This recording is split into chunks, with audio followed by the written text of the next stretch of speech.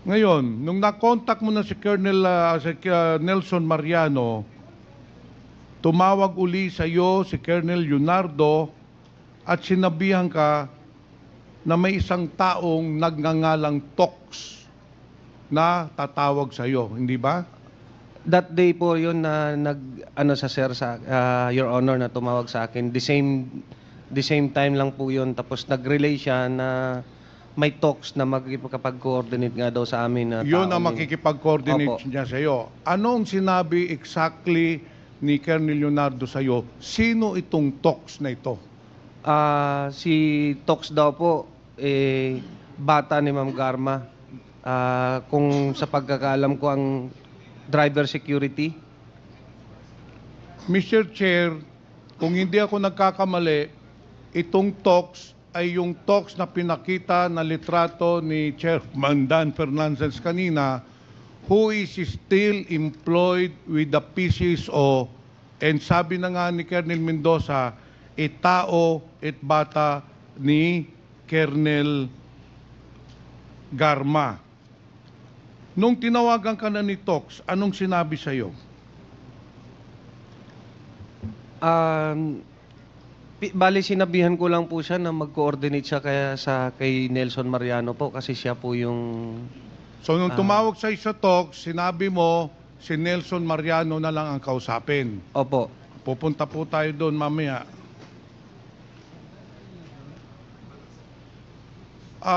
Nelson Mariano, nung nagkausap kayo ni Tox, anong pinag-usapan ninyo? Magandang hapon po, Your Honor. Oh. Binibigay niya po sa akin yung mga impormasyon, lahat ng detalye, sasakyan, at oras ng paglabas ni General Barayuga. So in short, binigay sa iyo ni Colonel Leonardo lahat ng information, whereabouts ni General Barayuga. Ang nagbigay po si Tox. Si Tox na ang Tox po. nagbigay. Ngayon, sa paragraph 12, Colonel Mendoza, nagkausap kayo ni Nelson Mariano at sinabihan kang nakahanap na siya ng hitman. Ano ang pangalan ng hitman na nahanap niya? Ang sabi ni Nelson, alias Luloy daw po. Alias Loloy. Opo. Ano naman ang sinabi ni Colonel Leonardo sa iyo, magkanong ibabayad doon sa hitman na si Loloy? 300,000 daw po galing kay Ma'am Garma. So very clear na sinabi niya yung 300 piso na ibabayad kay Loloy, na yun ang papatay kay kay General Barayuga, ay manggagaling kay Colonel Garma. Yung po ba? Opo, Your Honor. Mr. Chair, the plan was set from the very beginning. Tumawag si Colonel Leonardo kay Colonel Mendoza, sinabihan siya na may operation, and then si Colonel Mendoza, kinontak naman si Nelson Mariano, and then itong si Nelson Mariano, kinontak naman yung Loloy na hitman, at saka nag-usap sila ni Tox na tao ni Colonel Garma. And then on July 30, 2020, nangyari na po yung pagpatay o pagpaslang kay General Barayuga, kung saan nakita po natin sa video, 2 beses na po pinalabas.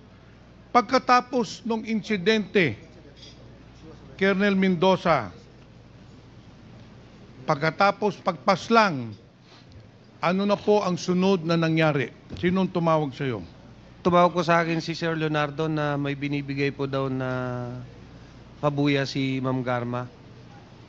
Tumawag sa iyo si Colonel Leonardo na sinasabing meron ng 300,000 pesos para ibayad dun sa hitman na nagpaslang kay General Barayuga. Yung po Opo. ba ang sinasabi nyo?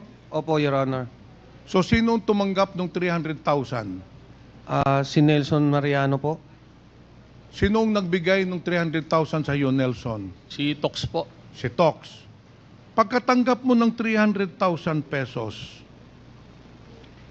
ano na ang ginawa ninyo doon sa 300,000 pesos? Tinago ko po yung 60, binigay ko kay Colonel Santi yung 40. Yung 200 binigay ko kay Loloy sa Santa Mesa. Itong si Tox, kung makikita ninyo, ay makikilala pa ba ninyo? Opo. Mr. Chair, since we already have the picture of this Tox, who is allegedly a person of interest, dahil ito ang nag-contact kay Nelson Mariano, nagbigay ng order na patayin si General Barrioga, at ito rin po ang nagbigay ng pera na 300,000 pesos. Mr. Chair, I just would like to point out that at the time that General Barrioga was killed, there was an ongoing investigation by NBI regarding the corruption in PSSO, most specifically in the operations of STL, Small Town Lottery. In fact, bago po siya napatay, itong si General Barrioga, according to NBI officer in charge, Eric Distor, General Barrioga was prepared with all the documents, and in fact, he was prepared to testify against the corruption and illegal practices in PSSO.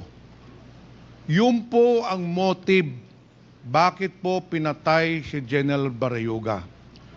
Yung nakita po nyong pick-up kanina na sinakyan ni General Barrioga was given by Colonel Ruyina Garma to make sure na ma-identify po si General Barrioga.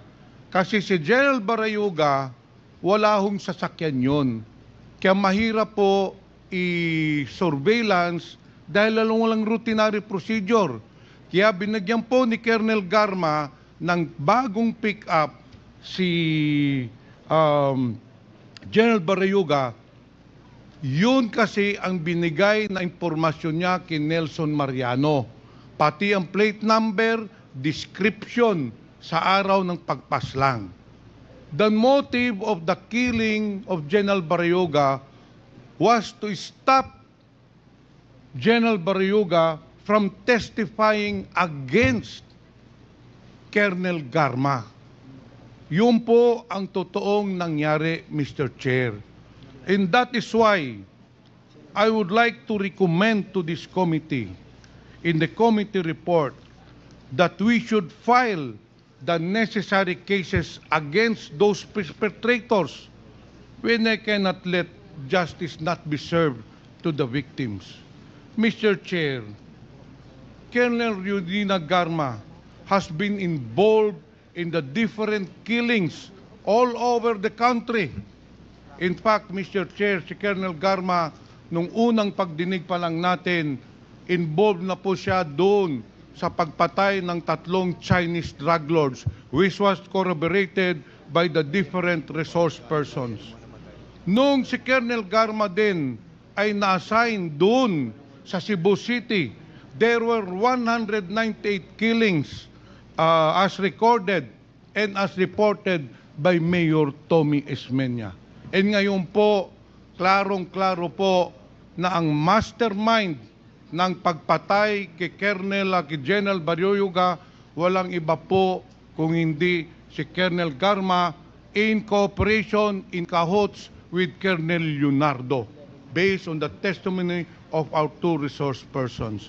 Mr. Chair, Colonel Garma is a woman disguised as a meek lamb, but deep inside her, she is a ruthless killer, killing without mercy innocent people, killing without remorse innocent victims, especially on the war on drugs. Kaya, Mr. Chair, I appeal that we should include in the committee report to file murder charges against Colonel Garma and Colonel Leonardo. Thank you, Mr. Chair.